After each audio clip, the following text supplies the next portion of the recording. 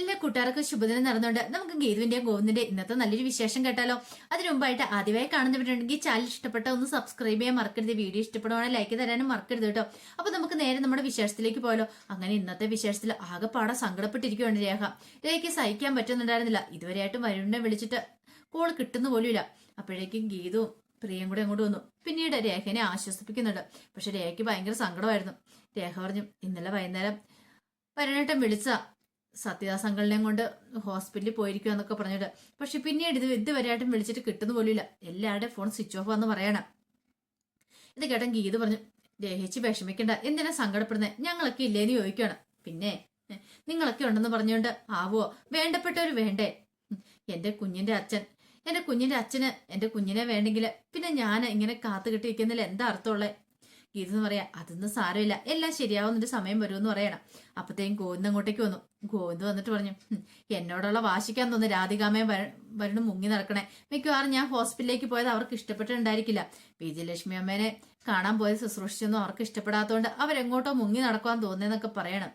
ഇത് കേട്ടപ്പോ ഗീതുവിന് ഭയങ്കര സംശയങ്ങളും കാര്യങ്ങളും ഒക്കെ ഉണ്ടായി. അപ്പോഴേക്കും രേഖയൊന്നും ഇങ്ങനെ ശ്രദ്ധിച്ചു. പിന്നീട് രേഖ പറഞ്ഞു, അതൊന്നും അല്ല ഗോവിന്ദേട്ടാന്ന് പറയണ. പിന്നെന്താ, ഒന്നുമില്ല എന്ന് പറയണ. ഇത് കേട്ടതും ഗീതുവിന് തോന്നി രേഖയുടെ മനസ്സിൽ എന്തൊക്കെയോ കാര്യങ്ങളുണ്ടെന്ന്. പെട്ടെന്ന് രേഖയുടെ കയ്യിലേക്ക് പിടിച്ചിട്ട് പറഞ്ഞു, ഗീതു പറഞ്ഞു, രേഖച്ചി ഇങ്ങോട്ട് വന്നേ എന്നും പറഞ്ഞിട്ട് അങ്ങോട്ട് മുറിയിലേക്ക് കൂട്ടിക്കൊണ്ട് പോവാണ്. അങ്ങനെ മുറി ചെന്ന് കഴിഞ്ഞപ്പോഴത്തേനും രേഖ ചോദിച്ചു, എന്താ ഗീതു എന്നെ വിളിച്ചെന്താന്ന് ചോദിക്കാം. അത് പിന്നെ സത്യം പറ, രേഖേച്ചിക്ക് എന്തോ കാര്യം പറഞ്ഞതിനെ കുറിച്ചൊക്കെ അറിയാലോ, കാര്യം എന്താണെന്ന് തുറന്നു പറയുന്നു പറയണേ. ഒന്നുമില്ല ഗീതു എന്ന് പറയണം. അല്ല, എന്തോ കാര്യം പറയാനുണ്ട്, കാര്യം എന്താന്ന് വെച്ചാൽ പറ, അത് മനസ്സിൽ ഇങ്ങനെ അടക്കി പിടിച്ചു വെക്കേണ്ട കാര്യമില്ലെന്ന് പറയണം. ഞാൻ പറഞ്ഞല്ലോ ഒന്നുമില്ലെന്ന്. ഗീതുവിന് മനസ്സിലായി അങ്ങനെ പെട്ടെന്ന് രേഖിച്ച് പറയാൻ പോകുന്നില്ലെന്ന്. ഗീതു അവിടേക്കൊന്ന് പോയി സെർച്ച് ചെയ്യണം. കബോർഡൊക്കെ പോയി നോക്കുകയാണ്. ഈ സമയത്ത് രേഖ വെച്ചു, എന്താ ഗീതു സെർച്ച് ചെയ്യുന്ന ചോദിക്കുക. ഒന്നുമില്ലാന്ന് പറയണം. അങ്ങനെ അവസാനം ഒരു ഫോൺ കണ്ടെത്തി. പിന്നീട് ആ ഫോണും കൊണ്ട് നേരെ ഗീതുവിന്റെ രേഖയുടെ അടുത്തേക്ക് വന്നിട്ട് പറഞ്ഞു, അല്ല രേഖിച്ച് ഒരു കാര്യം ചെയ്യാം, രേഖിച്ചിന്റെ മനസ്സിലുള്ള കാര്യം എന്നോട് പറയണ്ട. എന്താന്ന് വെച്ചാ ആ ബെൽവിഷറായിട്ട് കണ്ണേട്ടനോട് വിളിച്ചു പറയാൻ പറയണം. ഒരു നിമിഷം രേഖ ഞെട്ടിപ്പോയി. നീ എന്താ ഗീതു പറഞ്ഞെന്ന് ചോദിക്കാം. എന്റെ അടുത്ത് കള്ളത്തരം പറയണ്ട. കണ്ണേട്ടനും എല്ലാ കാര്യങ്ങളും പറഞ്ഞു കൊടുക്കുന്ന വെല്ലുവിഷർ അത് രേഖയിച്ച എന്നുള്ള കാര്യം എനിക്ക് മനസ്സിലായി. പിന്നെ വിളിച്ചു പറയുമ്പോൾ സൗണ്ട് മാറ്റി പറയണം, ആണുങ്ങളുടെ ശബ്ദത്തിൽ പറയണം, എന്നാലും വിശ്വാസയോഗ്യത വരുവോളെന്നൊക്കെ പറയണം. ഇത് കേട്ടപ്പം രേഖയ്ക്ക് പെട്ടെന്ന് എന്ത് മറുപടി പറയണം നിർത്തില്ല. അല്ല ഗീതു എങ്ങനെ ഇത് കണ്ടുപിടിച്ചെന്ന് ചോദിക്കും. ഞാനോ, എനിക്ക് ആദ്യമേ സംശയം ഉണ്ടായിരുന്നു ഈ കാര്യങ്ങളൊക്കെ അറിയണ കുടുംബമായിട്ട് ബന്ധപ്പെട്ട ആരെങ്കിലും ആയിരിക്കണമല്ലോ എന്ന്. കണ്ണേട്ടൻ ഓരോ മുന്നറിയിപ്പും കൊടുത്തോണ്ടിരിക്കുന്നത്. അങ്ങനെ അവസാനം ഒരു ദിവസം രേഖച്ച് മുറി ഫോൺ ചെയ്തുകൊണ്ടിരിക്കുന്ന സമയത്ത് വരുണേട്ടൻ അങ്ങോട്ട് വന്നിട്ട്, നീ ആരെയാടി മുറിയിൽ ഒളിച്ച് സംസാരിക്കുന്നതൊക്കെ ഇപ്പം ചീത്ത പറഞ്ഞില്ലേ? ആ സമയം എന്റെ കയ്യിൽ രേഖച്ചിട്ട് ഫോൺ ഉണ്ടായിരുന്നു. അപ്പൊ ഞാൻ അന്നേ നോട്ട് വിട്ട് വെച്ചിരിക്കുന്ന. രേഖച്ചി ഫോൺ മറന്നു വെച്ചിട്ടാണ് താഴേന്ന് മുകളിലേക്ക് കയറി വന്നത്. പക്ഷെ രേഖച്ചി വേറെ ഫോൺ സംസാരിക്കുമെന്ന് എനിക്ക് മനസ്സിലായി. അന്നത്തോടുകൂടി ഞാൻ രേഖച്ചിനെ വാച്ച് ചെയ്യാൻ തുടങ്ങി. അങ്ങനെയാണ് അവസാനം ഈ സത്യം കണ്ടെത്തുന്നതെന്ന് പറയണം. ഇത് കേട്ടപ്പോൾ രേഖ പറഞ്ഞ് ശരിയാണ്. കാരണം ഗോവിന്ദേട്ടൻ എനിക്ക് ഒരിക്കലും ഉപേക്ഷിക്കാൻ പറ്റില്ല. ഞാൻ എന്ത് ചെയ്യണമെന്ന് അറിയത്തില്ലാതിരിക്കുന്ന സമയത്ത് എന്നെ ജീവിതത്തിലേക്ക് കൈപിടിച്ച് നടത്തിയാണ് ഗോവിന്ദേട്ടൻ. അപ്പൊ ഗോവിന്ദേട്ടൻ ഒരിക്കലും ഞാൻ ഗോവിന്ദേട്ടൻ എന്തെങ്കിലും സങ്കടം വന്നു കഴിഞ്ഞിട്ടുണ്ടെങ്കിൽ എനിക്ക് സഹിക്കാൻ പറ്റുന്ന കാര്യമല്ല ഗീതു എന്നൊക്കെ പറയണം. പിന്നീട് ഗീത ചോദിച്ചു, എന്താ രേഖച്ചിന് മനസ്സിലായി, എന്തോ ഒരു കാര്യം ഉണ്ടല്ലോ, അതെന്താന്ന് വെച്ചാൽ പറയണം. അവസാനമാണ് രേഖ പറയണേ, അത് കഴിഞ്ഞ ദിവസം ഞാൻ നോക്കിക്കഴിഞ്ഞപ്പോൾ രാധികാമയെ വരണം സത്യദാസിന് മുറിയിലുണ്ടായിരുന്നു. പക്ഷെ ഞാൻ ചെന്ന് കഥയെ മുട്ടിക്കഴിഞ്ഞപ്പോഴത്തേനും അവർ ബാത്റൂമിൽ കയറി ഒളിച്ചിരുന്നു. അത് എന്തിനു വേണ്ടിയാന്ന് മാത്രം അറിയത്തില്ല. അവരെന്തൊക്കെയോ ഗൂഢാലോചന നടത്തുന്നുണ്ട് ഗീതു എന്ന് പറയണം. ഇതേട്ടപ്പോ ഗീതു പറഞ്ഞു, അതാണോ, സാരമില്ല, അതൊക്കെ ഞാൻ എന്താന്ന് വെച്ചാൽ കണ്ടുപിടിച്ചോളാം.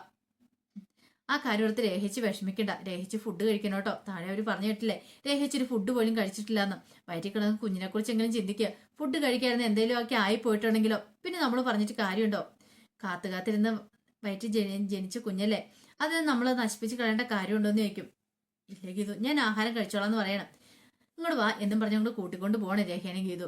ഈ സമയത്ത് സത്യദാസും വരുണും രാധികാമേ അനാർക്കിലായിരുന്നു. നല്ല ഉറക്കമായിരുന്നു.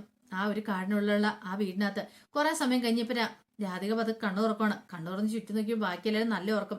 പെട്ടെന്നാണ് തന്റെ കയ്യിലും കാലിലേക്കും നോക്കിയത്. സ്വർണ്ണങ്ങൾ ഒരു തരി പോലും ഇല്ല, എല്ലാം അവർ അടിച്ചു മാറ്റിക്കൊണ്ട് പോയിരിക്കുന്നു. അങ്ങനെയാണെങ്കിൽ ഇന്നലെ രാത്രി തനിക്കെന്നല്ല ഇവിടെ എല്ലാവർക്കും ആ പാനീയം കൊടുത്ത അവരാണ്. പെട്ടെന്ന് തന്നെ രാധികാമയ്ക്ക് സമനില ഏറ്റുന്ന പോലെ തോന്നി. രാധികാമ എല്ലാരും കുലുക്കി വിളിക്കുകയാണ്. ഈ സമയം സത്യദാസ് എഴുന്നേറ്റിട്ട് ചോദിച്ചു, എന്താ രാധിക, നീ എന്തിനാ കിടന്ന് അലറിക്കരയണമെന്ന് ചോദിക്കാം.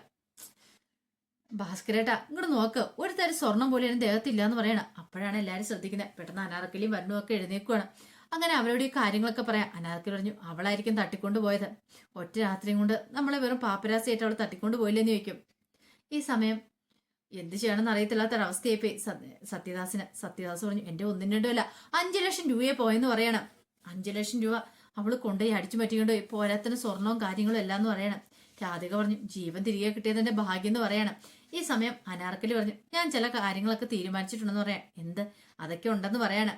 അപ്പോഴേക്കും ഒരാൾ അയാളോട് നടന്നു പോവാണ്. പിന്നെ ആ ചേട്ടനെ അങ്ങോട്ട് വിളിച്ചു. ആ അനാർക്കലി അങ്ങോട്ട് വിളിച്ചു കഴിയുമ്പോഴത്തേനും അങ്ങോട്ട് വന്നിട്ട് ചോദിച്ചു. അയാൾ ചോദിച്ചു അല്ല നിങ്ങൾ ആരാ, നിങ്ങൾ എന്താ ഇവിടെയെന്ന് ചോദിക്കണം. അത് പിന്നെ ഞങ്ങളുടെ ഈ വീട്ടിലുള്ള ആൾക്കാരുടെ ഗസ്റ്റാന്ന് പറയണം. ഓഹോ അപ്പൊ നിങ്ങളല്ലേ, അപ്പൊ നിങ്ങളാ ഇവിടുത്തെ അവരുടെ ഗസ്റ്റായിട്ട് ഇങ്ങോട്ട് വന്നിരിക്കുന്നല്ലേ നിൽക്കും. എന്താ ഏട്ടാ ഒരു കാര്യം ഞാൻ പറഞ്ഞേക്കാം. ഇന്നലെ രാത്രിയിൽ ഇവിടെയുള്ള എല്ലാരെയും കബളിപ്പിച്ചിട്ട് ഉള്ള സ്വർണവും പണമൊക്കെ ആയിട്ട് ഇവിടെ താമസിച്ചിരുന്ന ആ പെണ്ണും അതിന്റെ കൂടെ ഉണ്ടായിരുന്ന സ്ത്രീയും കൂടെ ഇവിടെ സ്ഥലം വിട്ടെന്ന് പറയണം. നാട്ടുകാരെല്ലാം ആകെപ്പാടെ വയലന്റ് ആയിട്ട് ഇരിക്കുവാന്ന് പറയണം. നിങ്ങൾ ഇനിയിപ്പോ അവരുടെ ബന്ധുക്കാരനും കൂടെ ആണെന്ന് പറഞ്ഞിട്ടുണ്ടെങ്കിൽ തീർന്നെന്ന് പറയണം.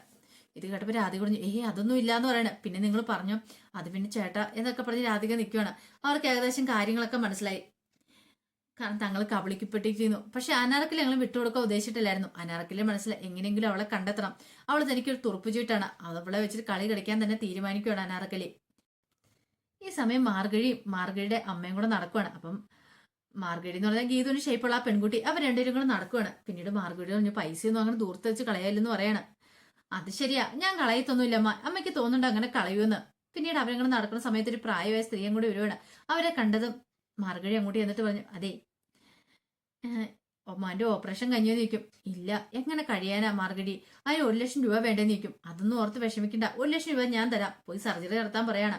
1 ലക്ഷം രൂപ അങ്ങനെ ബാഗിനകത്തുനിന്ന് എടുത്തു കൊടുത്തപ്പോൾ അവര് ഞെട്ടിപ്പോവാണ്.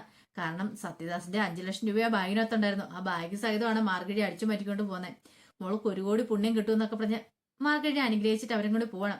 ഈ സമയം മാർഗഴിയുടെ അമ്മയ്ക്ക് ഇഷ്ടപ്പെട്ടില്ല. ഒരു കാര്യം ഞാൻ പറഞ്ഞേക്കാം, പൈസ ഇങ്ങനെ ചുമ്മാ ദൂരത്തടിച്ച് കളയേണ്ട കാര്യം ഉണ്ടായിരുന്നോ? 10,000 2,000 അവർക്ക് കൊടുത്താൽ പറയായിരുന്നോ? 1 ലക്ഷം രൂപ കൊടുക്കേണ്ട കാര്യം ഉണ്ടായിരുന്നു ചോദിക്കും. എന്റെ അമ്മേ ഇങ്ങനെയൊന്നും പറയല്ലേ, ഒരാളുടെ ജീവൻ രക്ഷിക്കാൻ വേണ്ടിട്ടല്ലേ, നമ്മള് അധ്വാനിച്ചുണ്ടാക്കുന്ന പൈസയൊന്നും അല്ലോ, നമ്മൾ മോഷണം നടത്തി ഉണ്ടാക്കിയതല്ലെന്ന് ചോദിക്കും. എടി പെണ്ണെ അതിനുവേണ്ടി നമ്മൾ എത്ര കഷ്ടപ്പെട്ടെന്നറിയാവോ?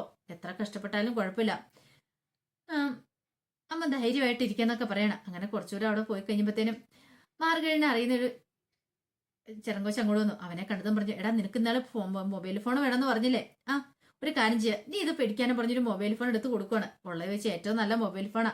കാരണം രാധികയുടെയും വരുണിന്റെ അവരുടെ എല്ലാം മൊബൈൽ ഫോൺ അടിച്ചു മാറ്റിക്കൊണ്ടാണ് മാർഗഴി അങ്ങോട്ടേക്ക് വരുന്നതിന്.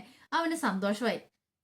അങ്ങനെ അവന് സന്തോഷിച്ചുകൊണ്ട് നിൽക്കുന്ന സമയത്താണ് വെള്ളം കോരാനായിട്ടൊരു ഒരമ്മച്ചേരോട് വരുന്നത്. ആ അമ്മച്ചീനെ കണ്ടതും മാർഗഴി എന്നിട്ട് എന്ത് ചെയ്യണം, ഇതേ അമ്മച്ചി ഒരു കാര്യം ചെയ്യേ, ഈ ചെരുപ്പ് ഇട്ടുകൊണ്ട് പോയിക്കോ, നല്ല ചെരുപ്പാന്ന് പറഞ്ഞ് 2 ജോഡി ചെരുപ്പും കൊടുക്കുവാണ്.